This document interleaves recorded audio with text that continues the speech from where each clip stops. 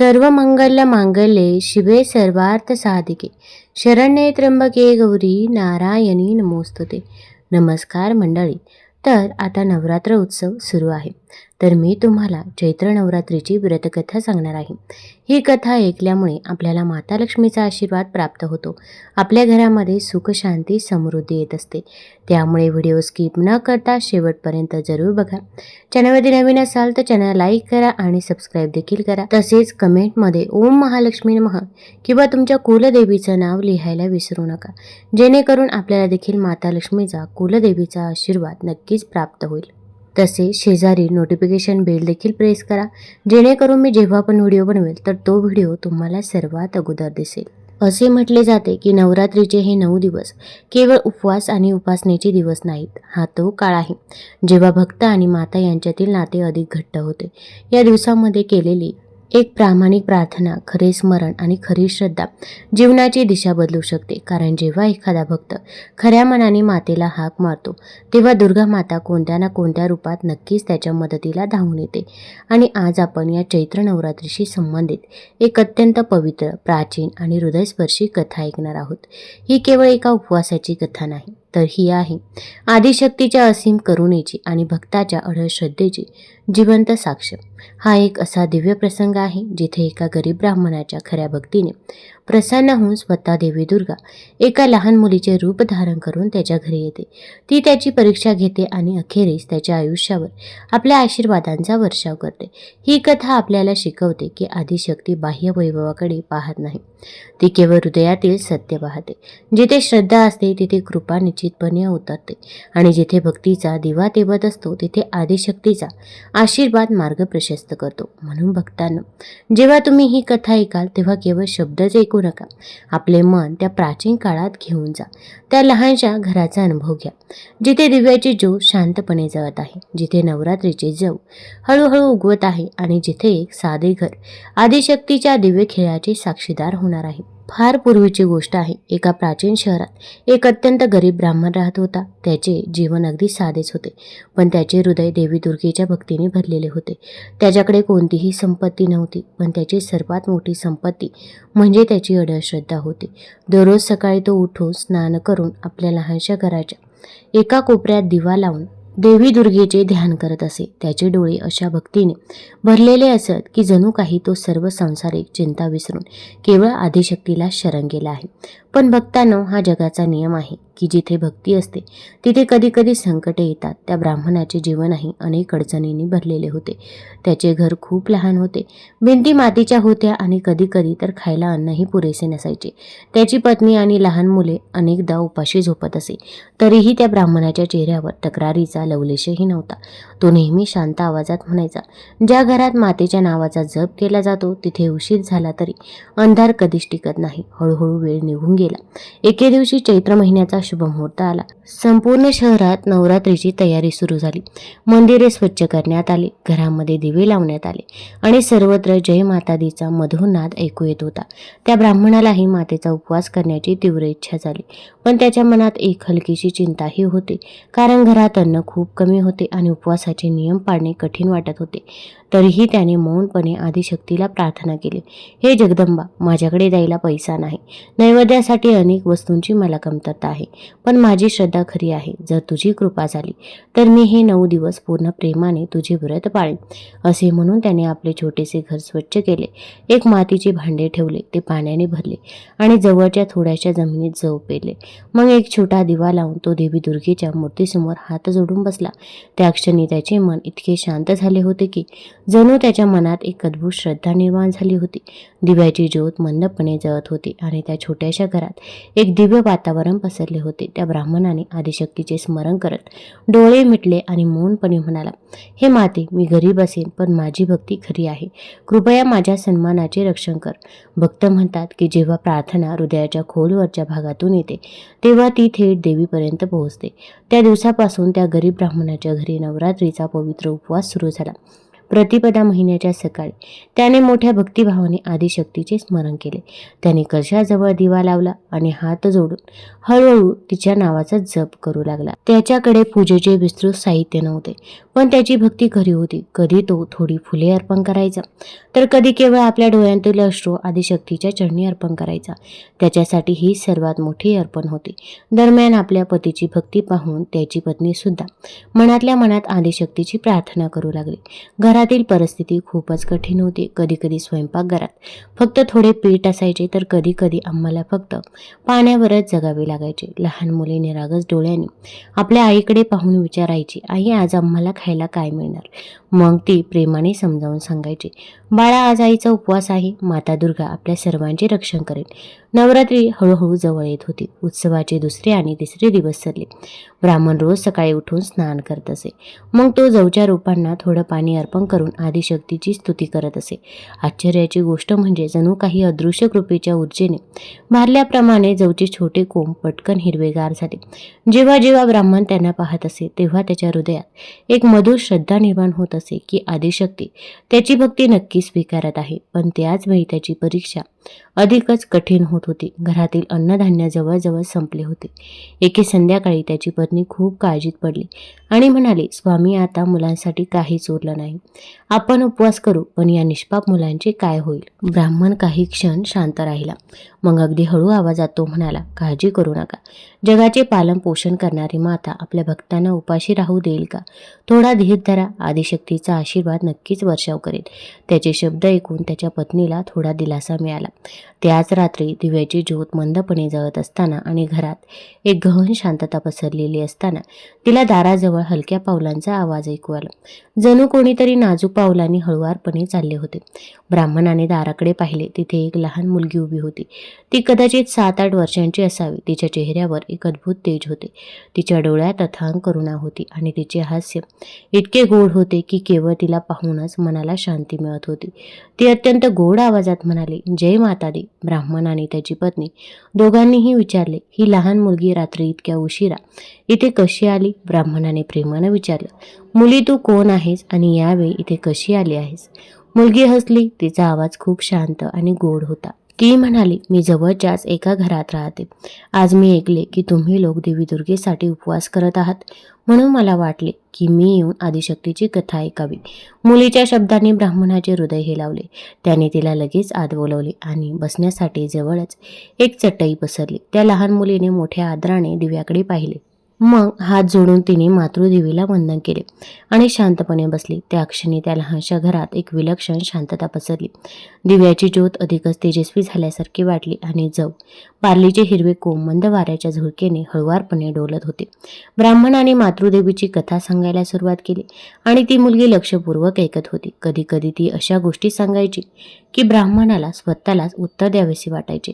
जिथे खरी श्रद्धा असते तिथे मातृदेवी स्वतः आपल्या भक्तांच्या रक्षणासाठी येते. तिचा आवाज इतका गंभीर होता की जणू काही ती केवळ एक सामान्य मुलगी नसून एक अत्यंत दिव्य आत्मा बोलत आहे असे वाटत होते.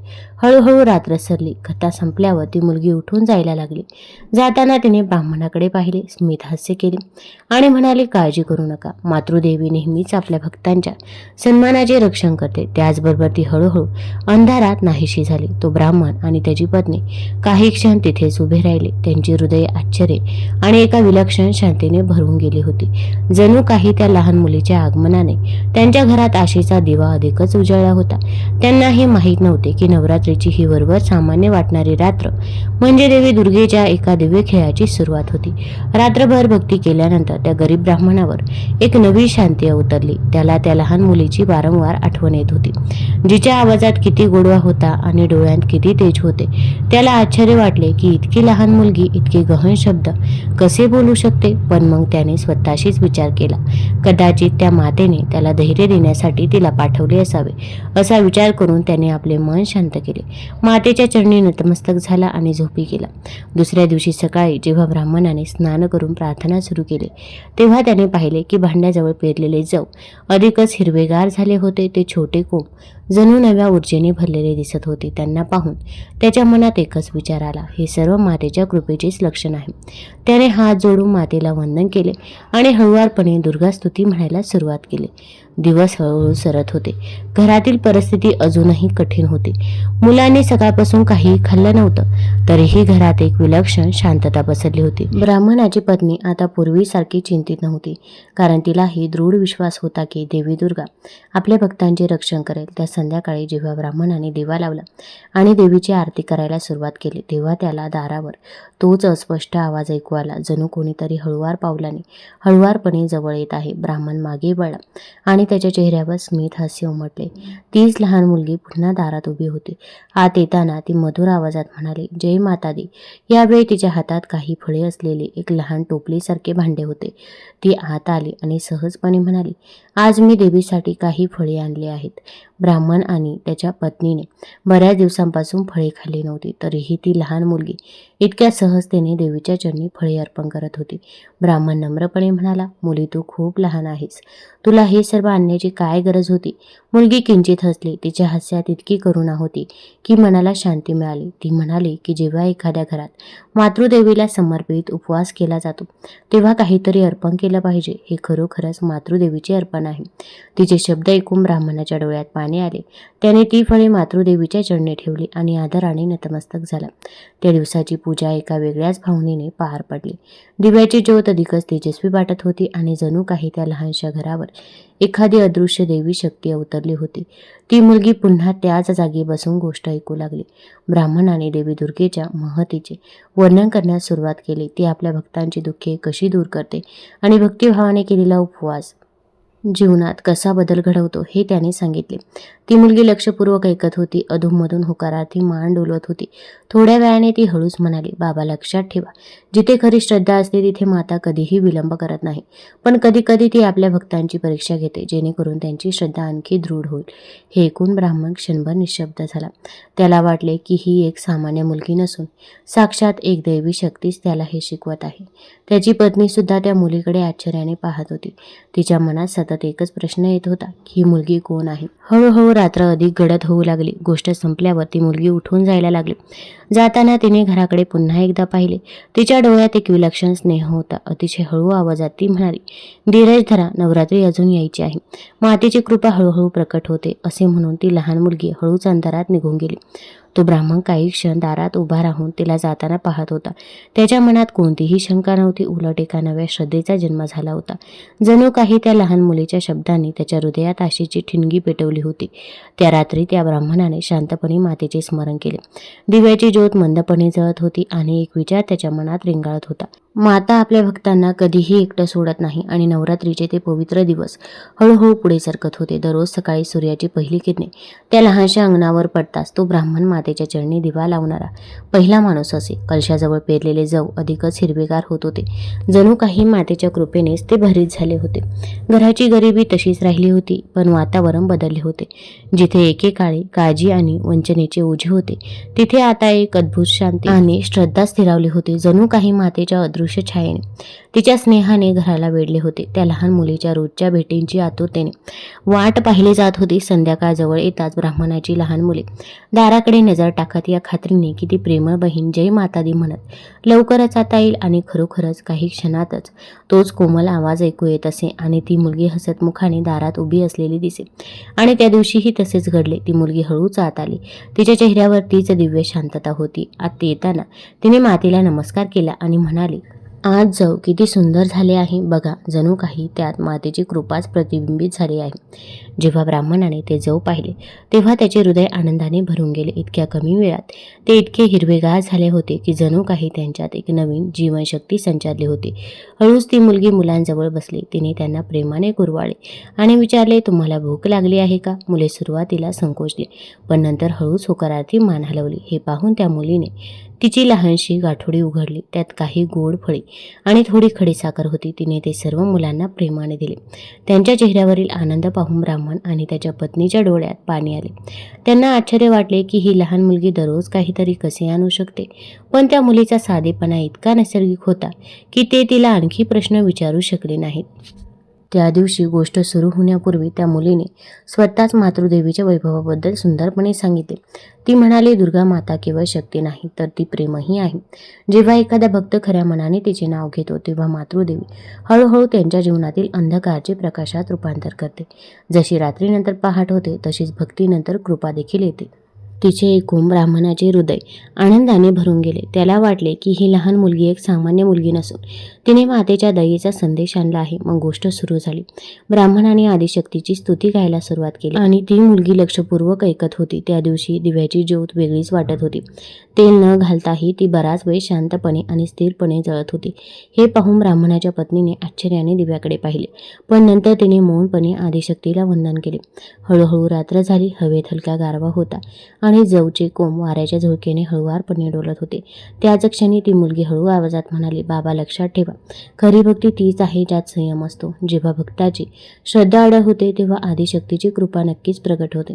तिचे शब्द इतके मधुर आणि गहन होते की ते तिच्या हृदयात खोलवर शिरले. ब्राह्मणाने हात जोडून म्हटले, मुली, तुझे शब्द ऐकून मनाला असीम शांती मिळाली. ती मुलगी हळुवारपणे हसली. तिच्या डोळ्यात एक दिव्य तेज होते. ती म्हणाली, धीरज धरा, आता नवरात्रीचे पवित्र दिवस अंतिम टप्प्यात पोहोचले आहेत. देवीचा खेळ अद्भुत आहे. योग्य वेळ आल्यावर तिची कृपा अचानक प्रकट होते. असे म्हणून ती हळूच उठून उभी राहिली. जाताना तिने पुन्हा एकदा देवीच्या मूर्तीकडे पाहिले आणि हात जोडून नमस्कार केला. मग त्याच शांत चालीने ती बाहेर निघून गेली. तो ब्राह्मण आणि त्याची पत्नी काही वेळा तिला जाताना पाहत राहिले. त्यांच्या मनात आता आश्चर्यापेक्षा अधिक आदराची भावना दाटून आली होती. त्यांना वाटू लागले की ही मुलगी केवळ एक पाहुणी नसून कोणत्या तरी दिव्य रहस्याचे प्रतीक आहे. आणि भक्तांनो, नवरात्रीचे ते दिवस आता अष्टमीच्या पवित्र क्षणाकडे येत होते. अगदी त्याच अष्टमीला जेव्हा देवीची कृपा सर्वाधिक प्रकट होते. अगदी त्या गरीब ब्राह्मणाच्या घरी सुद्धा आता एक असा दिव्य खेळ घडणार होता जो प्रत्येकाच्या हृदयात आदिशक्तीवर अढळ श्रद्धा जागृत करणार होता. पाहता पाहता नवरात्रीचे ते पवित्र दिवस अष्टमी जवळ आले. त्या गरीब ब्राह्मणाचे घर अजूनही तसेच साधे होते. त्याच मातीच्या भिंती, तेच छोटे अंगण आणि दिव्याची तीच मधुर ज्योत. पण आता वातावरणात एक अद्भुत शांती आणि विश्वास पसरला होता. जणू काही आदिशक्तीची अदृश्य छाया आपल्या स्नेहाने घराला वेढून टाकत होती. अष्टमीच्या सकाळी जेव्हा ब्राह्मणाने स्नान करून प्रार्थना सुरू केली तेव्हा त्याच्या मनात एक नवीन भावना जागृत झाली. त्याने विचार केला, आज अष्टमी आहे, आज कन्यापूजन असायला हवे. शास्त्र सांगते की या दिवशी तरुण मुलींची आदिशक्तीचे मूर्त स्वरूप म्हणून पूजा केली जाते. पण त्याच क्षणी घरात स्वयंपाक करण्यासाठी काहीच नसल्याने त्याच्या मनात दुःखाची एक कळ उठली. तो काही क्षण शांत बसला. दिव्याची ज्योत मंदपणे जळत होती आणि हिरवे जवचे कोंब मंद वाऱ्याच्या झुळकेने डोलत होते. ब्राह्मणाने डोळे मिटले आणि अत्यंत भावुक होऊन तो मातृदेवतेची प्रार्थना करू लागला, हे जगदंबा, आज अष्टमी आहे. शास्त्रानुसार कन्येची पूजा करणे हे माझे कर्तव्य आहे. पण माझ्याकडे अन्नाचा एक कणही नाही. माते, मी तुझा आश्रय घेतो. जर माझी भक्ती खरी असेल तर कृपया माझ्या सन्मानाचे रक्षण कर. त्याच्या डोळ्यातून हळूहळू अश्रू वाहू लागले. त्याची पत्नी जवळच उभी होती. तीही मौनपणे मातृदेवतेची प्रार्थना करत होती. घरात एक गहन शांतता पसरली. जणू काही सर्व काही एका अदृश्य उत्तराची वाट पाहत होते. अचानक दाराजवळ एक ओळखीचा आवाज ऐकू आला. जणू कोणीतरी हळुवार पावलांनी हळूच जवळ येत आहे. ब्राह्मणाने वर पाहिले आणि त्याचा चेहरा आश्चर्य आणि आनंदाने भरून गेला. तीच लहान मुलगी दारात उभी होती. तिच्या चेहऱ्यावर पूर्वीपेक्षाही अधिक दिव्य तेज होते. ती आत येताच मधुर आवाजात म्हणाली, जय माता दी. तिला पाहताच ब्राह्मणाने हात जोडले. त्याच क्षणी त्याच्या हृदयात एक विलक्षण आदरभाव निर्माण झाला. ती मुलगी आत आली आणि अगदी साध्या आवाजात म्हणाली, बाबा, आज अष्टमी आहे. तुम्ही कन्येची पूजा करणार नाही का? ब्राह्मणाच्या डोळ्यात पाणी आले. ते अत्यंत नम्रपणे म्हणाला, मुली, माझी खरंच इच्छा आहे, पण माझ्या घरात स्वयंपाक करायला काहीच शिल्लक नाही. मी विचार करत होतो की आज मातृदेवतेची क्षमा मागावी. ती मुलगी हलकेच हसली. तिच्या हास्यात एक अढळ आत्मविश्वास होता. ती म्हणाली, जेव्हा घरात खरी भक्ती असते तेव्हा मातृदेवी आपल्या भक्तांना कधीही निराश करत नाही. काळजी करू नका, सर्व व्यवस्था केली जाईल. असे म्हणून ती काही क्षण शांत उभी राहिली. त्याच वेळी एक चमत्कारिक घटना घडली. ब्राह्मणाच्या पत्नीच्या लक्षात स्वयंपाकघराच्या एका कोपऱ्यात काही रिकामी भांडी आली. तेव्हा तिने ती उघडली तेव्हा आश्चर्याने तिचे डोळे विस्फारले. ती भांडी पीठ, हरभरा, तूप आणि मिठाई बनवण्याच्या साहित्याने भरलेली होती. ती धावत बाहेर आली आणि आश्चर्याने उद्गारली, स्वामी, पहा, हे सर्व कसे घडले तो ब्राह्मण स्वतःच थक्क झाला. त्याचे डोळे पाण्याने भरले. त्याने तत्काळ आदिशक्तीला वंदन केले आणि स्वतःशीच म्हणाला, हे माते, तुझा चमत्कार खरोखरच अद्भुत आहे. थोड्याच वेळात जेवण तयार झाले. त्याच वेळी जणू काही अदृश्य संकेताने घराकडे खेचल्याप्रमाणे काही लहान मुली तिथे आल्या. ब्राह्मण आणि त्याच्या पत्नीने मोठ्या भक्तिभावाने त्यांची पूजा केली, त्यांचे पाय धुतले, त्यांना भोजन दिले आणि त्यांचे आशीर्वाद घेतले. अखेरीस ती रहस्यमय लहान मुलगी त्यांच्यासमोर उभी राहिली. ब्राह्मणाने असीम प्रेम आणि आदराने तिच्या पायांवर पाणी ओतले आणि तिला भोजन वाढले. चेहऱ्यावर दिव्य हास्य घेऊन त्या मुलीने शांतपणे जेवण केले. जेवण झाल्यावर त्या लहानशा घरात अचानक एक अद्भुत प्रकाश पसरू लागला. दिव्याची ज्योत जणू हजारो किरणांमध्ये रूपांतरित झाली होती. ब्राह्मण आणि त्याच्या पत्नीने आश्चर्याने आजूबाजूला पाहिले. त्याच क्षणी ती लहान मुलगी हळूहळू प्रकाशाने वेढली गेली.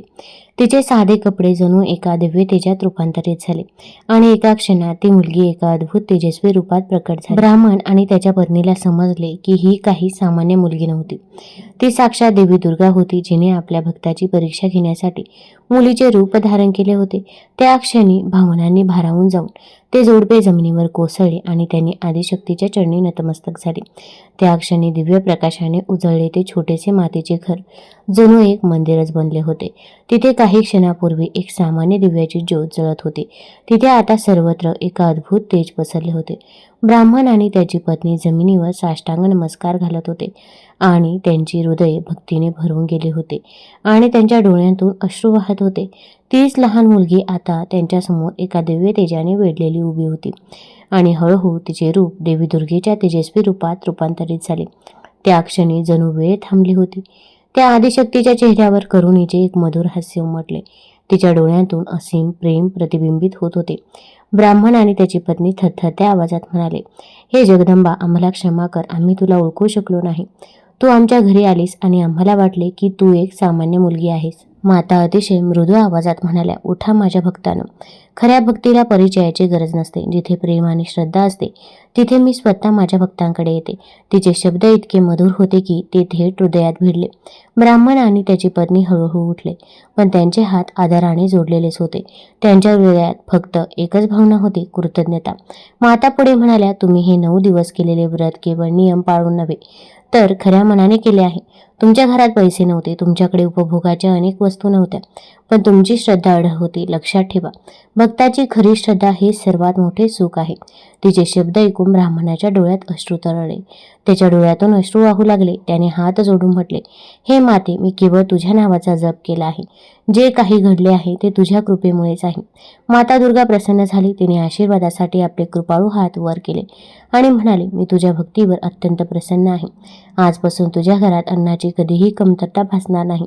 तुझ्या जीवनात सुख, शांती आणि सन्मानाचा प्रकाश पसरू दे. आणि जो कोणी भक्त श्रद्धेने व संयमाने नवरात्रीचे व्रत पाळेल त्याचे मी रक्षण करेन. तिच्या आशीर्वादाने जणू काही घर नव्या ऊर्जेने भरून गेले. त्या क्षणापासून त्या ब्राह्मणाच्या आयुष्याला नवी दिशा मिळू लागली. हळूहळू त्याच्या घरात समृद्धीचा ओघ सुरू झाला. मुलांच्या चेहऱ्यावर पुन्हा हास्य फुलले आणि त्या लहानशा घरात मातेच्या नावाचा नाद घुमू लागला. शेवटी माता मोठ्या प्रेमाने म्हणाली, हे माझ्या भक्तांनो, लक्षात ठेवा की नवरात्रीचा उपवास केवळ उपवास करण्यापुरता नाही, तो श्रद्धा, संयम आणि सेवेचा मार्ग आहे. जो भक्त या 9 दिवसात माझी खऱ्या अर्थाने पूजा करतो आणि आपल्या घरात कलश स्थापित करतो, दिवा लावून माझे स्मरण करतो आणि तरुण मुलींचा सन्मान करतो, त्याच्या जीवनातील दुःखे हळूहळू नाहीशी होतात. असे म्हणून मातेचे तेज हळूहळू मंदावू लागले.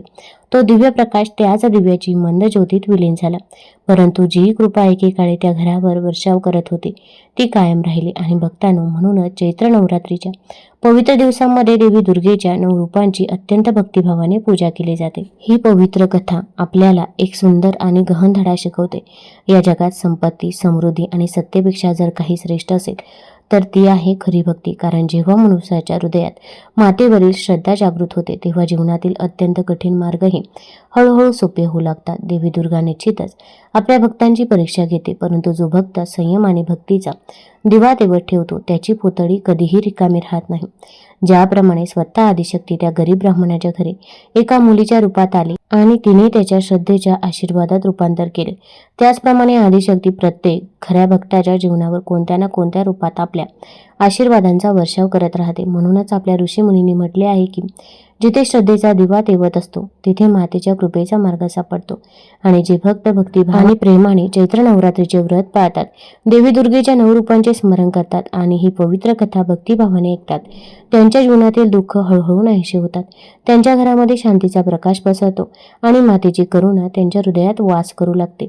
म्हणून आपण सर्वजण खऱ्या मनाने मातृदेवीचे स्मरण करूया आणि प्रार्थना करूया, हे देवी आमच्या जीवनात श्रद्धा, नम्रता आणि भक्तीचा प्रकाश सदैव ठेव.